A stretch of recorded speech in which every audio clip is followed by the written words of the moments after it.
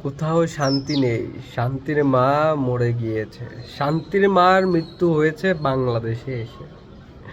2 দিন পর পর আন্দোলন, এদিক থেকে রাঙামাটি, চট্টগ্রাম, খাগড়াছড়িতে গ্যাঞ্জাম, মারামারি। ওরে এ শান্তি নেই। বাংলাদেশের ক্রিকেট খেলা দেখবো ভাবছি, ম্যাচ জিতবে, ম্যাচ না জিতুক, ম্যাচ ড্র হবে। ও মা, 515 রানের টার্গেটে তারা ব্যাটে নেমেছে। শান্তি নেই রে, শান্তির মা মারা গিয়েছে।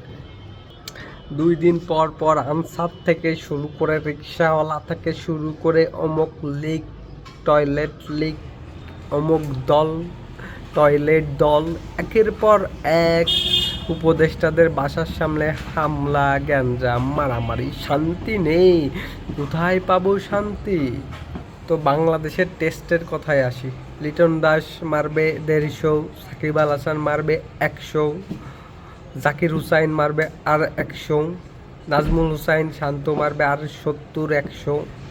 বাংলাদেশ তো এভাবেই জিতে যাবে আমাদের স্বপ্নেই। শান্তির মা কোথায়? দেখা দাও।